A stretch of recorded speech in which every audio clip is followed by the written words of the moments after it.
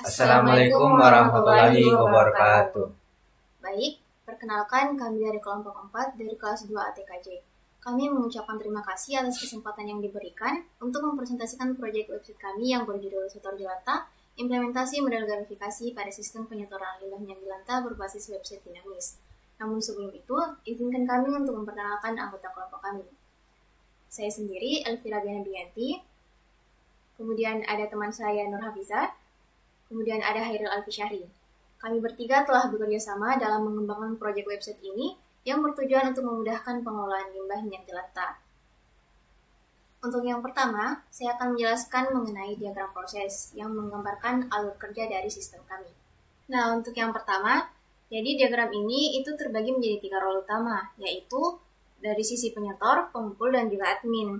Nah, berikut ini untuk penjelasannya. Jadi yang pertama itu ada sisi penyetor. Dari sisi penyetor ini, dia akan memulai untuk mendaftarkan akun atau login ke dalam sistem.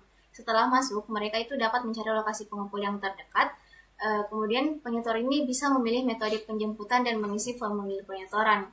Sistem ini yang akan mengirimkan notifikasi bahwa penyetoran berhasil diterima dan pengumpul akan segera memproses permintaan tersebut. Setelah penyetoran selesai, maka si pengguna ini akan mengumpulkan poin berdasarkan jumlah minyak yang disetorkan. Jadi poin ini tuh dapat digunakan untuk menukarkan hadiah seperti layaknya minyak baru. Kemudian yang kedua itu pada sisi pengumpul. Nah, pada pengumpul ini hampir sama dengan penyetor, jadi untuk memulainya itu dengan login ke dalam sistem untuk bisa mengakses dashboard mereka. Nah, mereka ini bisa menerima notifikasi terkait dengan permintaan penyetoran dari penyetor, kemudian pengumpul ini bisa menjemput minyak sesuai dengan lokasi penyetor dan mencatat bahwa penyetoran ini telah diterima. Setelah penyetoran diterima, maka data yang ada dalam sistem itu akan diperbarui dan stok minyaknya juga terkumpul atau bertambah. Yang ketiga ini adalah dari sisi admin, di mana si admin ini yang akan bertugas untuk mengelola informasi dari penyetor dan juga pengepul melalui dashboard mereka. Jadi si admin ini yang akan menerima permintaan klaim hadiah dari penyetor dan menggunakan poin mereka. Setelah memverifikasi, maka si admin akan memberikan hadiah berupa minyak baru kepada penyetor. Nah, dalam sistem ini terdapat pengelolaan poin dan hadiah yang dimana setiap penyetor itu yang mengumpulkan poin ketika mencapai batas ambang tertentu, dalam hal ini itu 5.000 poin, maka dapat mengajukan klaim hadiah. Sistem akan memvalidasi klaim dan jika memenuhi syarat, penyetor ini akan menerima hadiah. Jadi riwayat klaim hadiah juga tercatat dalam sistem untuk transparansinya. Nah, dari diagram ini itu terlihat bahwa bagaimana alur kerja sistem ini dipastikan setiap prosesnya itu bisa berjalan secara terstruktur dan efisien. Jadi seluruh proses yang melibatkan penyetor, pengumpul, dan juga admin dapat terintegrasi dengan baik melalui sistem berbasis website ini. Nah, selanjutnya untuk penjelasan mengenai desain ERD akan dijelaskan oleh teman saya Nur Hafiza. Baik, terima kasih atas kesempatannya. Di sini saya akan menjelaskan mengenai desain ERD pada sistem setor jelanta ini. Jadi yang pertama itu ada tabel users, di mana tabel users ini untuk menyimpan data-data dari pengguna yang mendaftar ke website setor jelanta. Nah, di tabel user ini berisikan atribut-atribut terkait, salah satunya itu role, di mana role ini itu dibagi 3, yaitu ada role admin, penyetor, dan pengepul. Kemudian, tabel user ini kami terapkan spesialisasi, yaitu membagi entitas utama, dalam hal ini users, menjadi beberapa subentitas dengan atribut khususnya masing-masing. Misalnya pada subentitas penyetor, di sini tuh memiliki atribut khusus points untuk menyimpan berapa banyak poin yang telah dikumpulkan, kemudian juga di sini poin status. Dan untuk pengepul sendiri memiliki atribut khusus location dan total oil, yaitu menyimpan berapa banyak stok minyak jelanta yang telah dikumpulkan oleh pengepul tersebut. Dan yang ketiga itu ada subentitas admin. Nah, kemudian dari sisi penyetor ini dapat melakukan penyetoran dan klaim hadiah, di mana dalam penyetoran ini itu di tabel penyetoran menyimpan data-data terkait penyetoran yang diajukan oleh penyetor. Misalnya dari jumlah setoran minyak yang disetorkan, kemudian pengepul yang dipilih untuk menyetorkan minyaknya, dan metode penyetorannya. Nah, selain dari metode dari penyetoran, penyetor juga dapat melakukan klaim hadiah, di mana dalam klaim hadiah tersebut itu disimpan dalam table claims yang berisikan atribut-atribut, ID, tipe klaim hadiahnya, kemudian poin deducted atau poin yang berkurang, dan statusnya. Kemudian dari tabel penyetoran dan tabel claims ini berelasi dengan tabel notifikasi, artinya setiap penyetoran yang dilakukan ataupun setiap klaim hadiah yang dilakukan itu akan mendapatkan notifikasi, di mana notifikasi ini sendiri itu berisikan atribut-atribut yang menyimpan username terkait, kemudian judul notifikasinya, dan salah satunya itu status notifikasi apakah sudah dibaca atau belum. Belum dibaca itu bernilai 0 dan jika sudah dibaca itu bernilai 1. Nah, jadi itulah keseluruhan ERD untuk sistem setor jelantah ini. Ada 4 tabel utama, yaitu tabel users, penyetoran, claims, dan notifikasi. Untuk tabel penyetor, pengepul, dan admin ini merupakan subentitas dari tabel users dengan penerapan spesialisasi. Itu tadi untuk penjelasan mengenai ERD. Untuk selanjutnya itu penjelasan mengenai use case diagram akan dipresentasikan oleh teman kami, Hairil Alfisyahri. Baik, terima kasih atas kesempatan yang telah diberikan. Pada kesempatan kali ini saya akan menjelaskan tentang diagram use case yang kami buat. Nah, diagram ini mempunyai 3 role utama, yaitu penyetor, pengepul, dan admin. Nah, untuk penjelasan masing-masing role, yang pertama penyetor dapat melakukan registrasi dan login untuk mengakses dashboard mereka. Setelah login, penyetor memiliki fitur utama seperti melakukan penyetoran minyak bekas, melihat jumlah poin yang mereka miliki, hasil dari penyetoran yang dilakukan, menukarkan poin dengan hadiah tertentu, melihat riwayat penyetoran, dan penukaran mereka. Use case ini juga mencakup relasi dengan pengepul seperti pengajuan request penyetoran yang nantinya akan di-approve dan diterima oleh pengepul. Role kedua yaitu pengepul. Pengepul juga memiliki akses untuk login ke dalam sistem. Dalam dashboard pengepul, mereka dapat melakukan melihat dan menyetujui request penyetoran dari penyetor itu sendiri, melihat stok minyak yang telah terkumpul, dan role terakhir yaitu admin. Sebagai pengelola utama sistem, admin memiliki akses yang lebih luas seperti melihat data penyetor dan pengepul, melakukan edit data jika diperlukan, menyetujui klaim hadiah yang diajukan oleh penyetor, dan terakhir melihat riwayat klaim hadiah. Setiap use case dirancang dengan relasi include dan extend untuk menunjukkan dependensi dan variasi alur kerja yang lebih spesifik. Nah, untuk hubungan dengan administrasi data, use case diagram ini membantu kita memahami bagaimana setiap entitas dan aksi pengguna dapat diterjemahkan ke dalam skema basis data. Contohnya, data penyetor, pengepul, dan admin akan disimpan dalam tabel pengguna yang dengan atribut spesifik untuk setiap role. Nah, riwayat penyetoran dan penukaran poin akan dicatat dalam tabel transaksi yang berisi referensi ke tabel pengguna. Data hadiah dan klaim akan diorganisasikan dalam tabel hadiah yang berelasi dengan tabel transaksi. Melalui use case diagram, kita dapat memastikan bahwa setiap proses bisnis yang ada di dalam sistem terintegrasi dengan baik ke dalam basis data. Nah, untuk penjelasan selanjutnya akan dilanjutkan oleh teman saya. Baik, untuk selanjutnya yaitu implementasi administrasi basis data pada project website setor jelantah, di mana dalam hal ini itu kami mengimplementasikan 3 diantaranya yaitu stored procedure, function, dan trigger. Di sini saya akan mendemonstrasikan atau menjelaskan mengenai implementasi stored procedure pada proyek kami ini. Jadi pada setor jelantah ini kami membuat ataupun menerapkan dua store prosedur, yaitu get dashboard stats dan get dashboard statistik. Nah, untuk di sini tuh yaitu get dashboard statistik merupakan store prosedur yang dijalankan di antarmuka penyetor, di mana ketika dijalankan akan menampilkan output, yaitu menampilkan total setoran minyak yang telah disetorkan oleh si penyetor, kemudian total pengepul yang terdaftar, kemudian total claims atau total klaim hadiah yang telah dilakukan oleh si penyetor, serta total penyetoran atau sudah berapa kali si penyetor tersebut melakukan penyetoran minyak.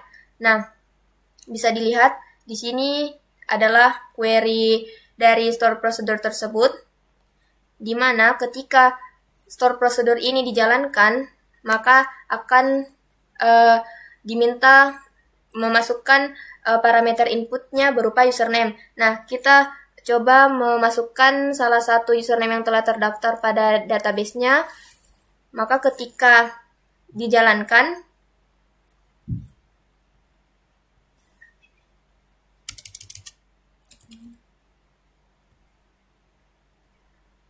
akan menampilkan statistik ini. Nah, untuk implementasinya ke website sendiri itu kami melakukannya itu di proses backend, di mana untuk pemanggilan store prosedur ini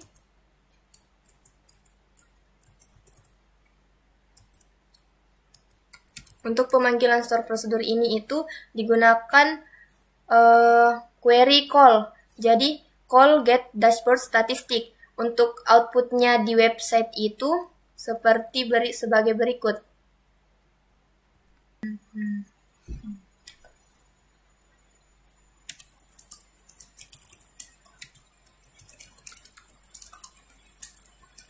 Nah, ketika website setor jelantah digunakan dan login sebagai username yang kita masukkan di database tadi, maka inilah store prosedur yang diterapkan, yaitu menampilkan total setoran minyak, total pengepul, total claims, dan total penyetorannya. Dan ini sudah sesuai dengan yang kita coba tampilkan tadi di database.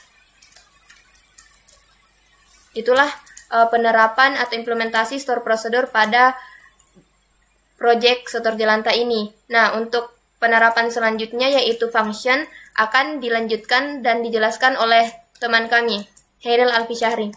Baik, saya akan mendemokan salah satu fungsi yang kami implementasikan di dalam sistem web kami, yaitu fungsi get total penyetor.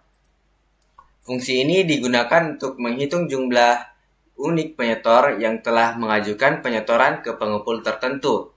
Nah, berikut adalah query untuk membuat fungsi ini. Nah, untuk penjelasannya, fungsi ini menerima parameter berupa pengepul underscore username, yaitu username pengepul yang ingin dihitung total penyetornya. Query ini di dalam fungsi menggunakan count distinct username untuk menghitung jumlah unik penyetor dari tabel penyetoran. Nah, hasilnya kemudian disimpan ke dalam variabel total underscore penyetor dan dikembalikan sebagai output fungsi. Nah, untuk implementasi di sistem,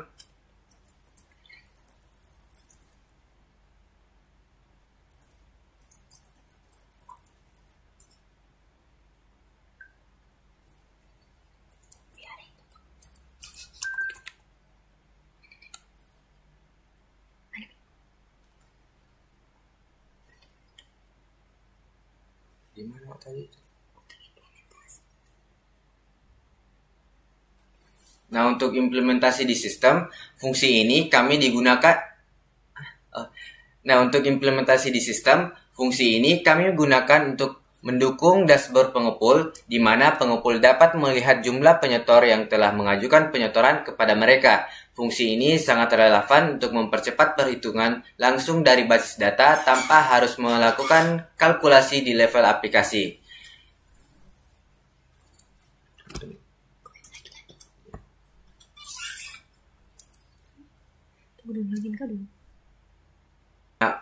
Dalam mengimplementasikan ke sistem function, function ini dipanggil pada backend dengan menjalankan select get total penyetor, misalnya nama pengumpul Hairil as total penyetor. Nah, untuk tampilan pada web kami,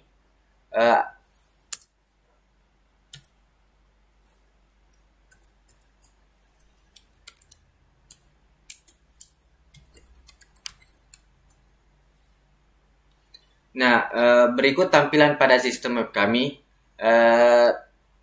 Tertampil penyetor yang telah menyetor ke pengumpul Hairil ini ada 3 penyetor. Nah, untuk untuk pembuktiannya di dalam database sama seperti tadi, kita memasukkan nama pengumpul yang telah terdaftar dan akan menampilkan jumlah penyetoran yang telah dilakukan oleh semua penyetor ke pengumpul tersebut. Sekian dari saya yang bagaimana? Nah, itu tadi mengenai implementasi function dalam sistem web kami. Untuk implementasi trigger akan dijelaskan oleh teman saya, yaitu Elvi Rabiana. Baik, selanjutnya saya akan menjelaskan mengenai salah satu konsep dari administrasi basis data, yaitu mengenai trigger. Namun sebelum itu perlu diketahui bahwa trigger ini merupakan sebuah mekanisme otomatis dalam database yang digunakan untuk menjalankan instruksi tertentu pada saat ada perubahan pada data, seperti misalnya insert, update, dan juga delete. Nah, dalam konteks ini, trigger itu bekerja untuk mencatat aktivitas secara otomatis, dan jadi setelah ada data baru, maka nantinya itu akan masuk ke tabel log. Nah, dalam hal ini itu terdapat dua contoh trigger maksud saya, yang diimplementasikan dalam konsep dalam website kami. Yang pertama itu berikut ini tampil query dari proses tambah setoran. Kemudian yang kedua itu mengenai query dari proses edit profil. Nah, dalam hal ini kita bisa melihat melalui websitenya. Bang, ini masuk di mana? Nggak ada nggak memang kita buka? Ada. Di sini dong. Microsoft Edge. Iya, nih. Ini Enggak ya?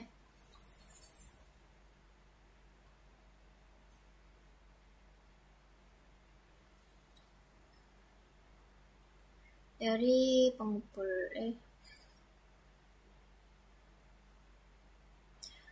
Jadi untuk implementasinya sendiri pada saat ini saya akan melakukan demonstrasi untuk membuktikan bagaimana konsep atau cara kerja dari implementasi trigger tersebut. Nah, dalam hal ini pada sisi penyetor kita akan melakukan contohnya itu setor penyetoran. Nah, di sini terdapat formulir yang dimana kita akan menjadikannya sebagai input utama dari data yang akan dimasukkan. Misalnya ingin menyetorkan minyak sebanyak 12 liter. Kemudian untuk pengumpulnya bisa dipilih. Kemudian ketika telah mengklik button submit ini, maka akan muncul pop-up berhasil yang menyatakan bahwa data ini berhasil di-insert atau ditambahkan. Nah, kemudian kita lihat pada sisi database-nya.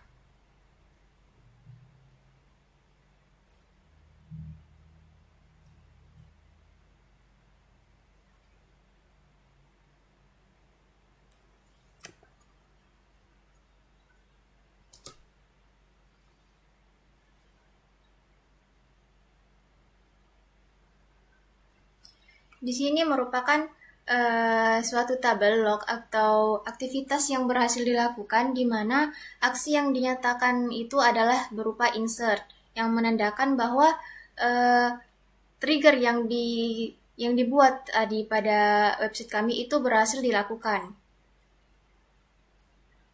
Kemudian yang kedua itu merupakan contoh dari proses edit profil. Nah, dalam hal ini kita akan melakukan perubahan data.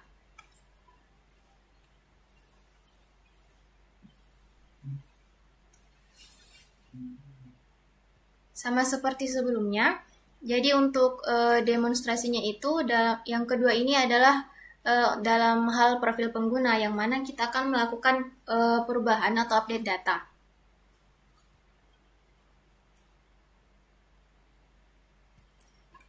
Misalnya saat ini itu namanya adalah Nunu, yang akan diubah menjadi Nur Hafizah.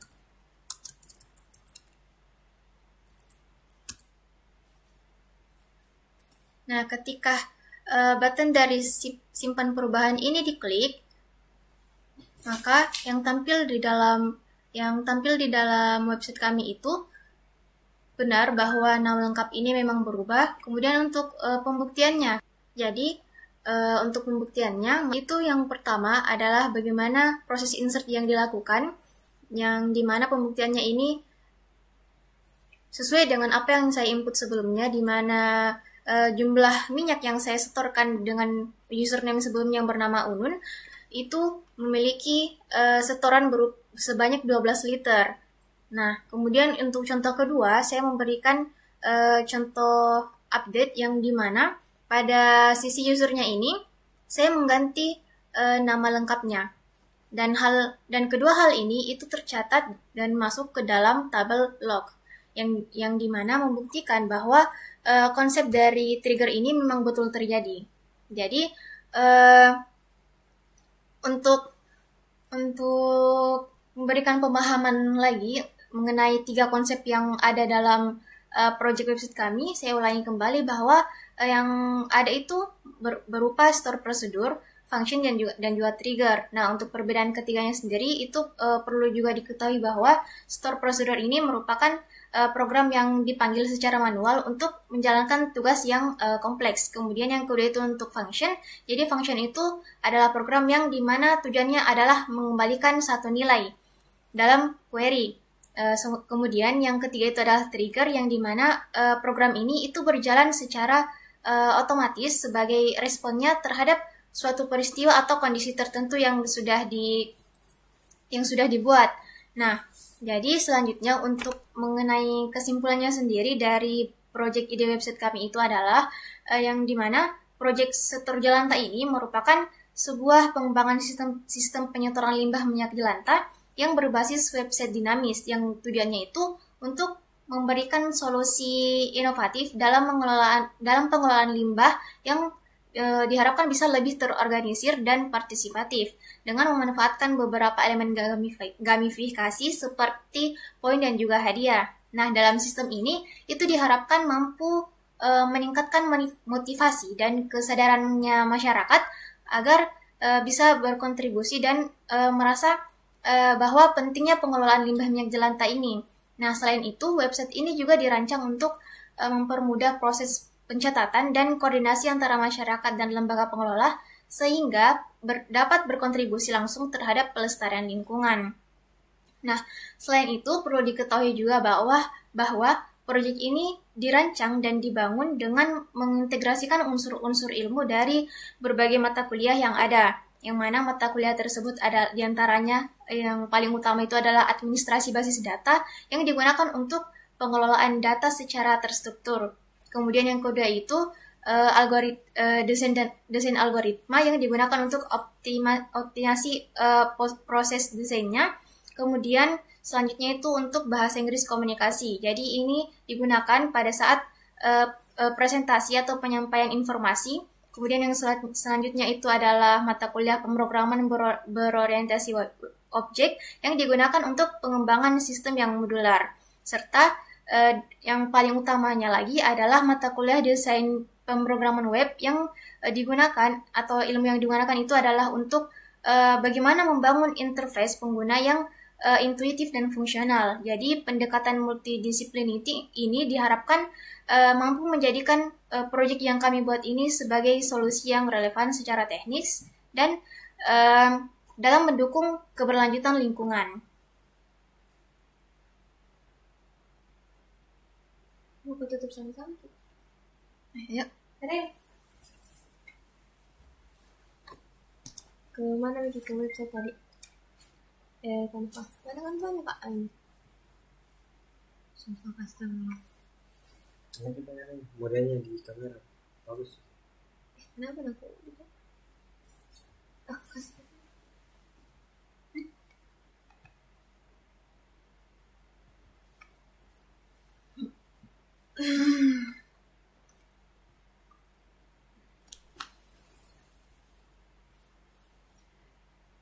Baik, terima kasih banyak atas perhatiannya. Mungkin hanya itu yang bisa dapat kami sampaikan. Kurang dan lebihnya mohon dimaafkan. Wabillahi taufiq wal hidayah. Wassalamualaikum warahmatullahi wabarakatuh.